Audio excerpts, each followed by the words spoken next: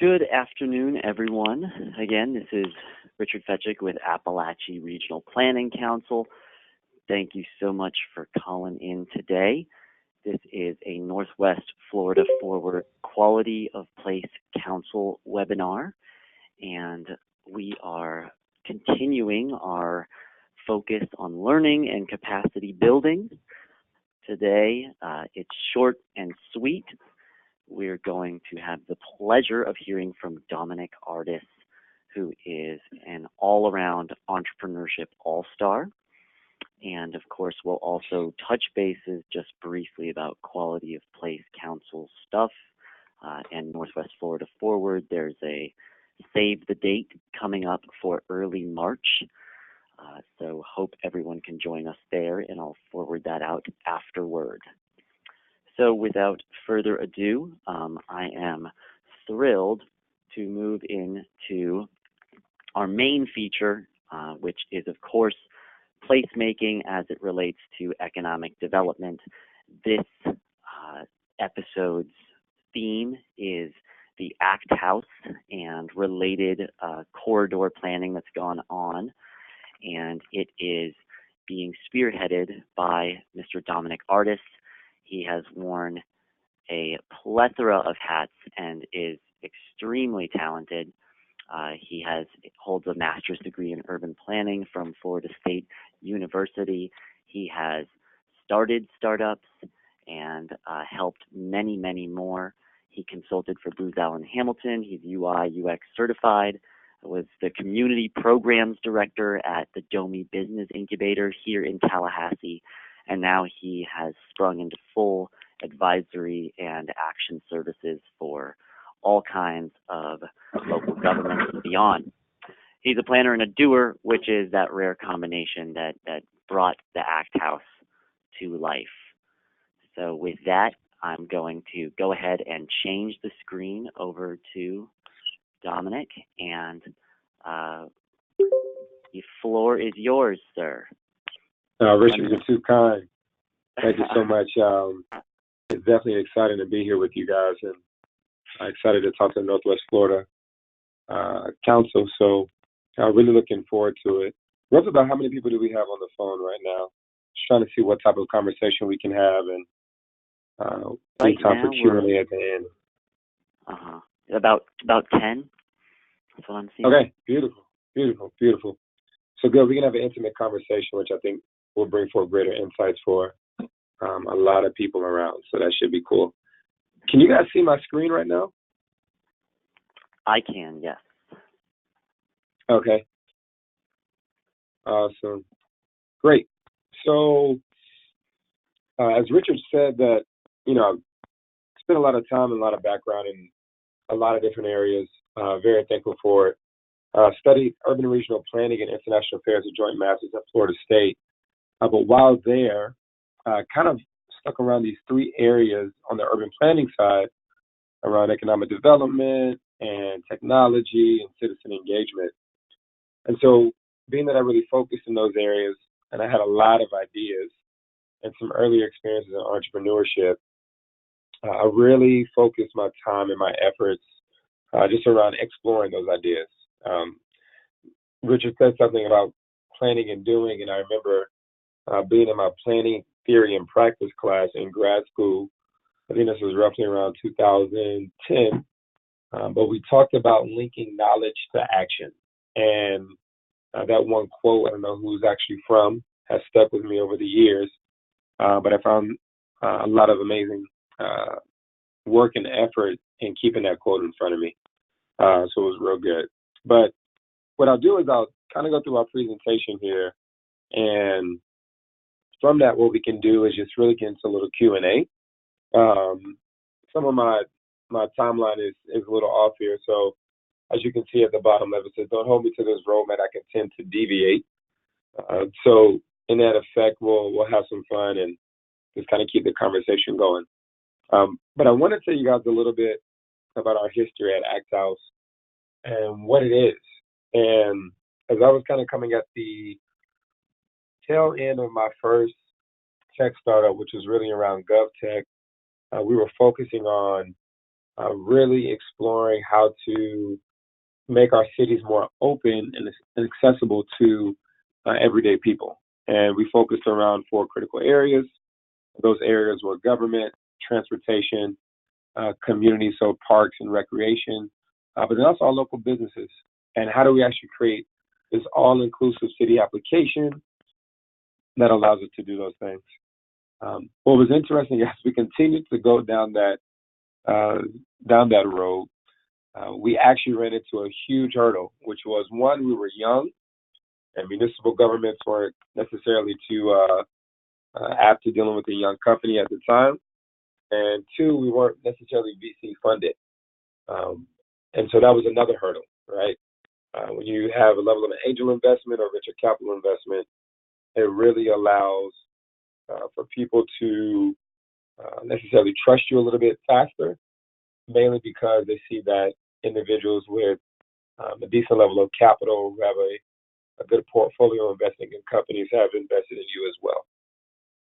So we were none of those things, but what we were we were a scrappy team that had good skill and that always found a way to make it happen. And so, in realizing that we were actually too small for municipalities, we pivoted towards universities, and we built an application that helped students track their college experience, find great events on campus, and have event throwers find out how great those events were. So you'll probably say, oh, cool, another student application. But what was very nuanced about our application is that we specifically provided a solution to really solve the problem that provided transparency on what was happening with taxpayer dollars, which were embedded within activity and student service fees on college campuses. And so as with those activity and student service fees, a lot of events are put on our campuses, from different homecoming events to different student activity groups that actually receive funding and actually put on those events. But we would provide the data and the insights to who was actually in the room and actually how long they were there. We had a particular piece of technology that really helped us out in that. And if you're very familiar with the application Foursquare, then you'll be familiar with the type of technology that we were focused on providing, which was very unique to geofencing and having the location trackers that enable people to gamify their experience after it was all done. So in the pursuit of that, we, like most startups do, you have a good sprint and you fail. But we were fortunate to land our first contract, but also lose our first contract because we had key decision makers leave. So we never got a chance to actually launch on Florida State's campus. But that took me into a journey in space of closing out our mayor's term here in Tallahassee. And then also, as Richard mentioned earlier, a career in retail management consulting with Booz Allen Hamilton. And after I got bored with that, I came back home to really begin to electrify entrepreneurs on the ground and provide them a lot of the strategic process and thinking that was happening at Fortune 50 and Fortune 100 companies. But in that pursuit, as I was coming back, I've been tinkering around with this idea, and one thing I realized that most people, it's always a good practice to look back at the failure and take notes. And what we found is that there's a very interesting team model that we have in this thing we call ACT, where I was the business architect. My partner at the time was a designer and amazing creative. But we always wrestled to have strong programming talent. And so I said, why don't I come back to Tallahassee? I just bought a house in 2015 and wanted to actually create a startup house where we can really begin to impact our local entrepreneurial scene and really look at our entrepreneurial ecosystem and how it's developing and how that has huge impacts and implications when it comes to economic development. So I've talked about me, so we don't need to go through that slide anymore. But I'm doing this with some pretty amazing people. And to kind of tell the story about it is that we ended up partnering with an institution here in the city of Tallahassee, by the name of Florida A&M, and also with our local government to actually pull this off. But I wanted to give you a little highlight of just our team, what we're doing, and how we're doing it. So as you can see, we have our team here, Ito, Catherine, and Tim. And being that we're projecting this model of ACT, the architect who's the business mind, the creative who's the designer, and the techie who is the programmer, the doer, we have to live out that model ourselves. And so what's interesting is that our team has been rocking out for roughly about 6 months on the ground. We kicked off our program in August, and the students are in the house, rocking and rolling. But just to give you a little highlight of everybody on our team, Ito is actually from Israel, came into Tallahassee roughly about 6 months ago, was very influential in the entrepreneurial ecosystem in Tel Aviv. Catherine, who is running our operations, she's an operations manager consultant, decided to step on our team, and she's whipping us into shape. Don't let that smile fool you on the presentation. And we have Tim, who really runs our media and kind of our creative direction and focus as we begin to really communicate our brand and thinking about that. So I want to kind of move forward to like, what is ACT? What is the model? How are we approaching this? Because a lot of cities are thinking about starting incubators and accelerators and different spaces for creatives and starters to really begin to build business. And one thing that we found with a lot of the work that we're doing, and even my own entrepreneurial journey, is that you can't do it without a team. And our notorious friend Steve Jobs was very, very, very famous in preaching this and really living this out at Apple, right? It can never be done with one person. It always has to be done with a team of people. But we do believe that one person can get started, right? And really get the ball moving forward before they actually meet those other team members. I probably lived that journey most of my life. But one thing that I found is that when those team members were actually all together, it really led us to just really move in a different direction, which is really, really, really exciting. So I want to just kind of talk about our model, give a little insights about what do we mean by ACT, and how is everything kind of purpose together. So ACT stands for an acronym, which is the architect, the creative, the techie. And that architect, we see that individual as a business architect, that creative as a designer, and that techie as kind of our doer, that maker, that programmer, right? And in the house right now, we have 3 students from Florida A&M University, but they're all from different disciplines. And when you see everybody collide together in one house that has relatively little knowledge of each other, and it's their first time meeting, it really kind of adds an interesting mix to how people really begin to work together, which is very fun and interesting. So at the ACT House, what we do is we focus on 3 areas, which is around team formation, leadership development, and product development. And what we found in a lot of the ecosystems in Silicon Valley and Austin and the Research Triangle part and our networks out there is that most of our startups are failing because of team formation. And that is one thing that we are intimately focused on going after, right? But when we look at how do we begin to evaluate a team and what makes a great team, not only do we look at those soft skills, but we definitely look at the tangibles, which are around user experience research, user experience architecture, around design and product development, but also around some of those technical aspects like programming, and having the technical chops to actually develop and build out whatever product or digital application is needed for the marketplace. So I kind of want to talk about like our why and why we have developed the ACT House, but really our approach and what we're after. And I'll just take a quick minute to pause. I've been talking a little bit. Does anybody have any questions right now? Since we have about 10 people on the call, I'm pretty sure we can have a more intimate conversation about this.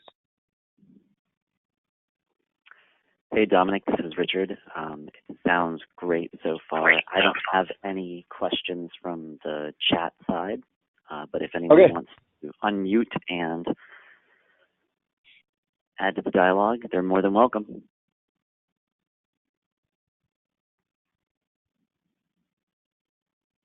Great. Okay. All right, I'll get cool. See, now just keep me posted with any questions that may come through. All right. So, as we were thinking about developing the Act House and what we're really going after here, one thing that we found is that we had to really begin to focus on a couple of solid kind of problems that were in the marketplace. And CD Insights published a report, I want to say roughly about 2 years ago, where they researched and actually surveyed a lot of the entrepreneurs and founders that were in the marketplace and that actually failed. And they kind of collected this research report on the top 20 reasons that startups fail. And the third reason was team formation. And so we started to see this evolution in this theme continue to push out in the marketplace. But also, too, while I was kind of really facilitating entrepreneurs and starters here at Domi Station in Tallahassee, Florida, in our incubation programs, I started to see the same thing, where we necessarily didn't have teams that had all the necessary components and also struggled in developing the right team in order to take their startup to the next level. Oftentimes we think that it's money that we're going after, but oftentimes it's really the team approach. And then again, one thing that we looked at was that another problem that we found is really the conversation around minorities in tech and minorities in business. And so Richard can probably tell most of you guys, and I'm very focused on talking about the problem for a certain amount of time and really kind of doing context research on an issue before I dive into it. But once I've reached a critical point of understanding the problem, looking at the issues, doing the contextual research, if I develop a solution or if somebody else has developed a solution, I'm pretty good at championing that. And so one thing that we found in the space, and I think Soledad O'Brien back in 2013, 2014, or probably 2012, and I may have the years mixed up on her documentary, but she did a documentary called Black in America Part 2, which is really focused on Silicon Valley.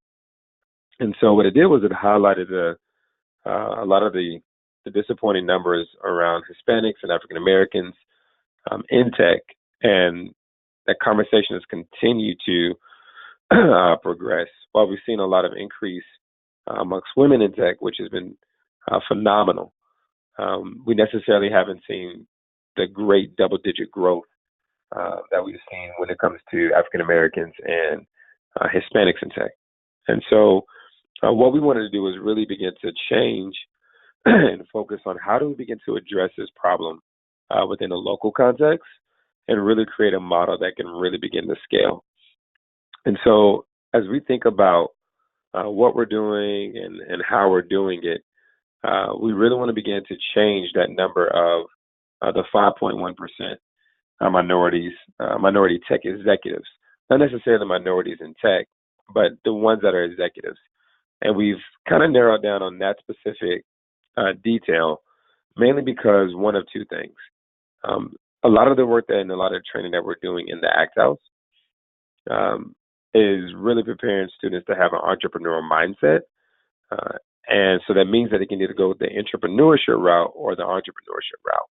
Entrepreneurship being having the entrepreneurial mindset, but moving in the corporate context to really begin to create change and growth within those companies. But then also those who are going in the entrepreneurial mindset and going the path of entrepreneurship and are actually creating companies and creating jobs. And so we're definitely intimately focused on that. Another thing that we're after is actually producing 50 Act Houses by 2025. And our focus is to really begin to partner with minority serving institutions in order to achieve this. But what we're finding as we're doing a lot of the research, this is our first year actually pushing it out, is that our model potentially has enough I want to say, flexibility and applicability to different industries, not only in the realms of tech, but being applied in the context of music in the realm of the arts, but also being applied into the context of research into R&D in corporate companies, but also intellectual property commercialization at universities. And so we're seeing that context there from the research that we're looking at, and we're thinking about how can we begin to apply this to other models, which we're very excited about. But last but not least, at the end of the day, it's about job creation. And one thing that's very interesting is that I have this idea that I'm chasing, which is to create 100 jobs that pay over $70,000 that last over 5 years, and really begin to think about how can we change and really increase the median salary or average salary, excuse me, within the United States, and really kind of raise that new average to have people think differently about what they're doing and how they're doing with their money. Usually around the certain pay band, most of us are just thinking about how we're paying our own personal bills.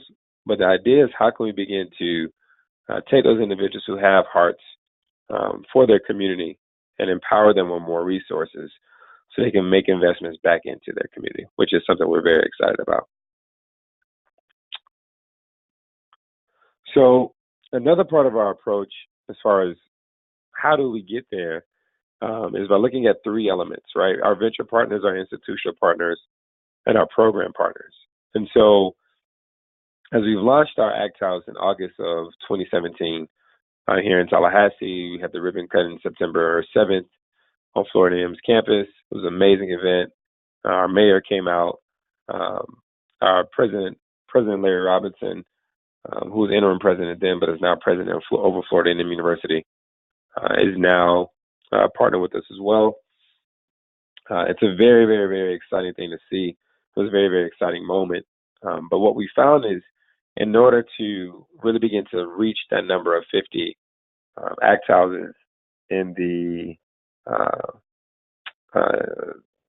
Southeast, or rather in the nation, it's pretty much three elements that we need to focus on. Really having those institutional partners who are partners in higher education to really begin to pull the talent pool from those institutions in order to actually develop that talent and have that talent create jobs. Second would be our municipal governments, right? One thing that the Office of the Mayor, Andrew Gillum, actually did was sponsor utilities for these three students in order to ease the burden of their living so they can truly focus on entrepreneurship. And when you think about that, it's a pretty minimal investment into supporting an entrepreneurial ecosystem. Roughly, the utilities for the three-bedroom, three-bathroom house that we have, where the students actually live, I think the utilities roughly on average come out to about $300 or $350 every month. And so when you think about removing that burden for students, it allows them not to focus on picking up an extra job here and there to focus on paying bills, but now redirecting that time to focus on more streamlined processes to actually create ideas and develop solutions to marketplace problems that will really enable them to hopefully help us create jobs more than anything. So we're really excited about that. But then our program partners who are out of the Southeast region, Co-Starters, which is a curriculum-based ran entrepreneurship program that we've partnered with and developed a unique mix of programming and curriculum in order to really begin to address our fellows in the realms of leadership development, product development, and business development, which is all the way exciting. Really, really excited to partner with those guys and really begin to deploy their program in our house. They work with, we utilize them here at Dominick Station, First Town Heritage Hub here in Tallahassee, Florida. They utilize them as well. but they're also in the Netherlands and other areas across the nation, really beginning to impact our entrepreneurs in ways that really have them think community first. But then also to our venture partners, right? It's extremely important that when we really develop this program, to really think about who our venture partners going to be. And the best thing that we can ask is for them to be in the room, sit down and listen. And it's exciting because we actually have our venture day coming up April 19th and 20th, where the Act House Fellows will pitch their company along with other entrepreneurs in our network to venture capitalists and angel investors that are coming from South Florida, New York, Research Triangle Park area, a couple from San Francisco. And so we're really excited to have that event April 19th to really bring people together in order to hear some of the amazing pitches from the companies that are doing amazing things here in Tallahassee. So I had some pictures that I wanted to show you guys, but I was unable to locate them of the students in a photo real quick before our presentation. But I wanted to show a lot of the students in action, but I wasn't able to access those pictures. But the exciting thing is that they're about halfway through their program, and they're really right now in the prototype development stages where they're going to be finishing developing their application, which is a mobile application that really begins to house all the venues that are for rent in an actual city, mainly because the problem with the venues, to actually book a venue sometimes can be a cumbersome process, or find a venue in your city. And so what they're doing is applying virtual reality to the venue space in order to be able to locate, book, and track different venues in the city, and actually begin to host events and help venue owners really begin to increase their their accessibility and their visibility, but also their ability to really begin to book open days and open nights that they have available in their space. But I'll stop here and kind of just leave the conversation over for questions, and wanted to kind of just give you guys a good brushstroke and overview of a broad brushstroke and overview of the program, but have some more conversation about it if possible. Well, Dominick, thank you so much for that.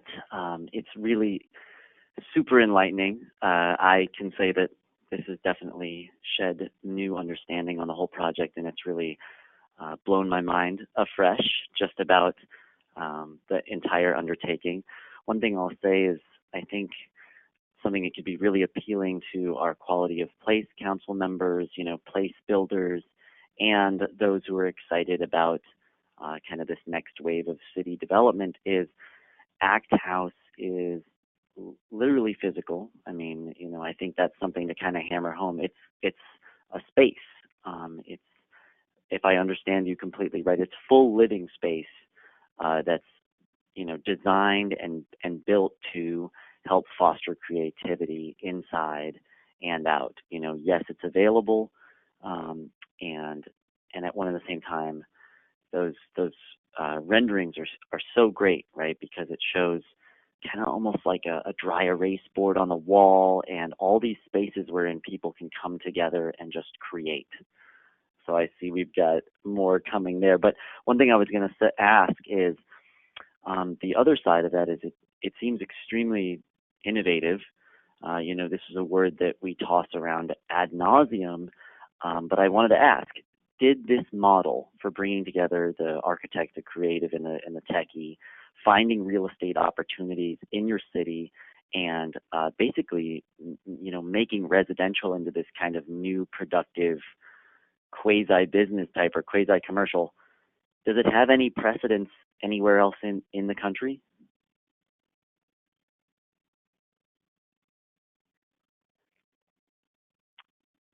Can you hear me, Don? Hey, I'm sorry. I think I had you on mute. Sorry about that. Okay. but I was going to say that's a great question, Richard. And what I did was I just have the video playing in the background. A lot of you can visit Act House. It has our video that really begins to tell our story as our new website is kind of getting off the ground here. But there's a wave of kind of startup houses that have been going on around the country. And so Think House, which is in North Carolina, Startup House, which is in San Francisco, Hacker House, which is in, I think they're in Kansas City, if I'm not mistaken, have all been these houses that have really been kind of leveraged to really place entrepreneurs in them. But they've actually been led by most of the private sector, not necessarily the public sector. But really it's been houses developed by venture capitalists in order to kind of bring entrepreneurs or starters into that space in order to actually develop new businesses and new companies. What's interesting and different about our model is that we really focus on team formation. And one thing in that team formation that we focus on is bringing together the arrangement of the architect, the creative, the techie. In most hacker houses that you'll see across the nation, you'll find that there's not necessarily that strong emphasis in their programming, but also that they lack programming more than anything. But it's mainly an opportunity to bring students in or starters in, people that just recently graduated, and really just kind of have them go in there and build a startup. So it's really kind of venture capital led, which necessarily doesn't have some of the purest focused on community development. But I believe that our focus is really to, one, find homes in kind of overlooked communities that are close to university campuses, which really begin to safeguard the investment of the property, right? If we can partner with the institution in order to actually develop the program and actually provide fellowships for those students, then it works out great for us. But the other thing is that if we're able to partner with the university, then we're able to bring in the rest of the community and engage with them in this effort as well. And I think it's really provided a model that our city is looking at and thinking about how can we deploy that model to our young professional, mid-career professionals that have the bandwidth to live in a house, create a startup with a lot of different people, and really make some innovative things happen. So in that respect, it definitely has brothers and sisters implementing around the United States, like you said, California, North Carolina, Kansas, and yet there are elements of the Act House programming and idea that are very unique. So on that front, another question that stems off of it is kind of twofold, directed towards our Northwest Florida audience. Is this what kind of local government or city or areas in Northwest Florida do you think are really well primed for an Act House? I mean, is it the kind of thing that needs a critical mass of population?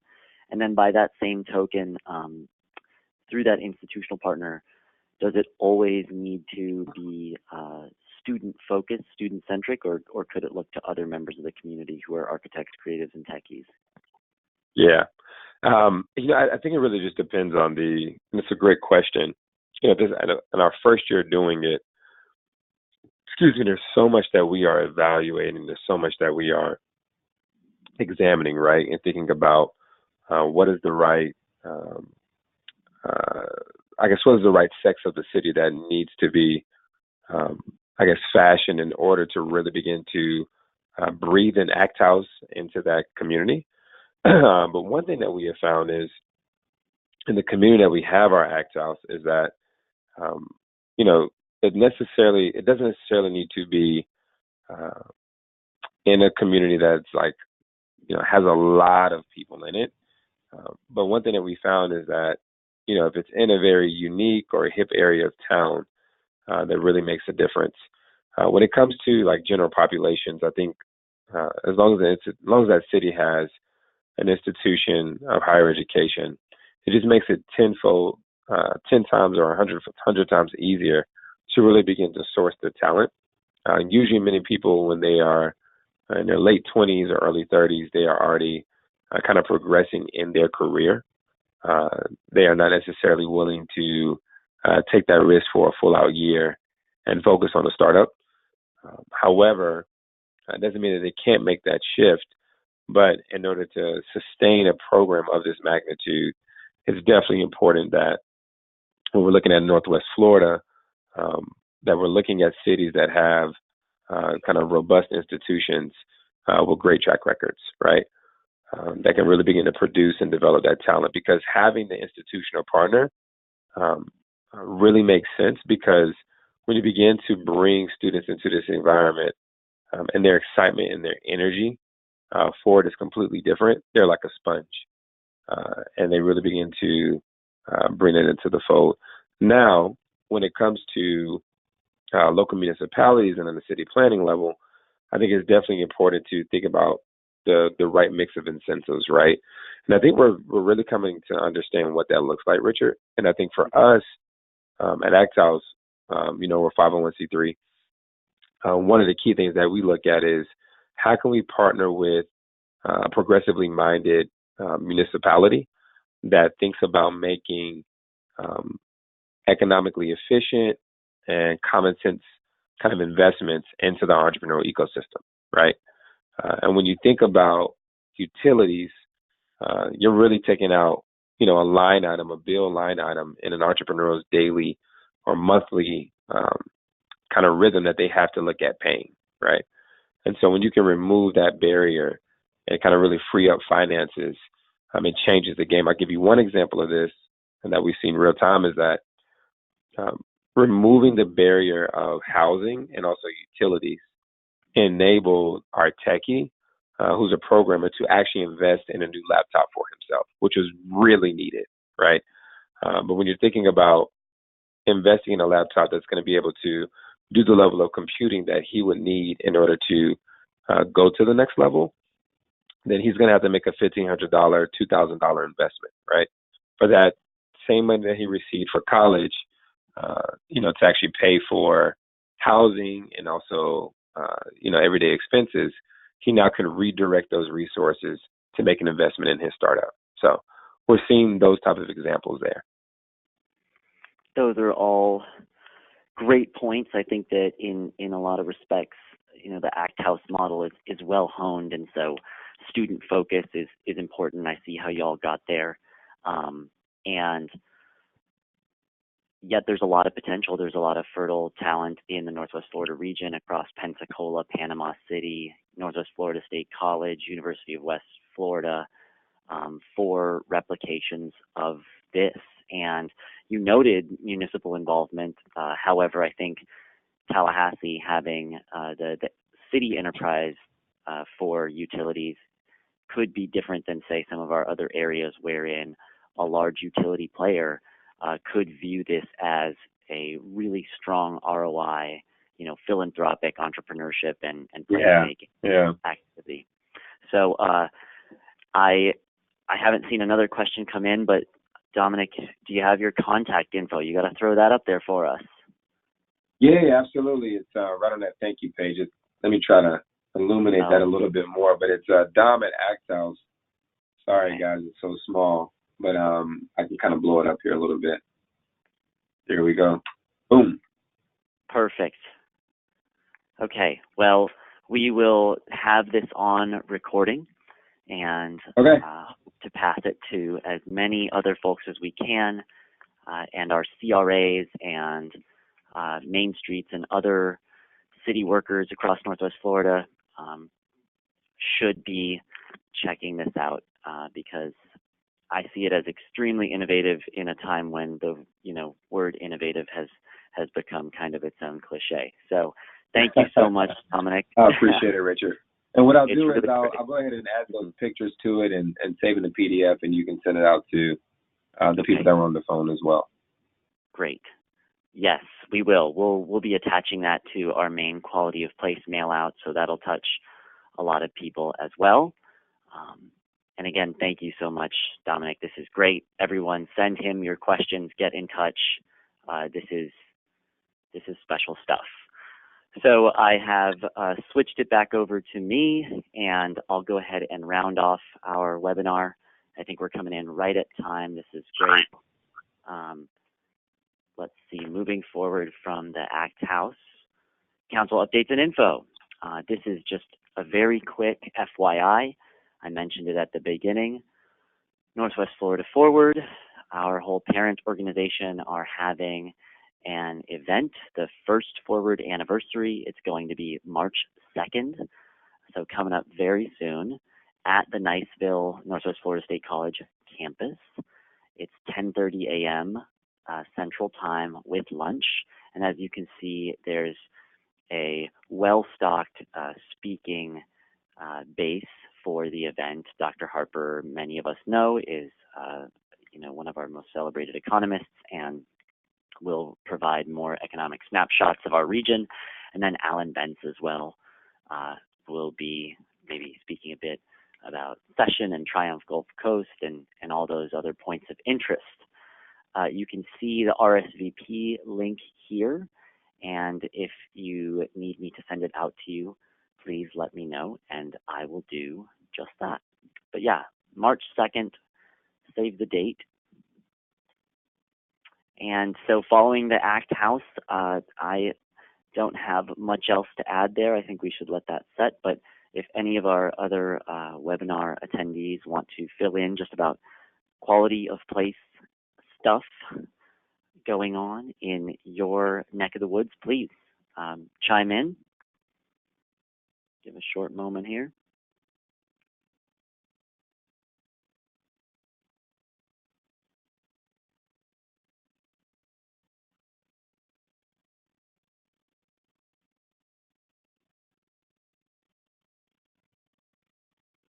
Okie dokie. Well, it sounds like we've got a lot to chew on there, so I will let that stand. And with that, that is today's webinar for Quality of Place. Thanks for joining us.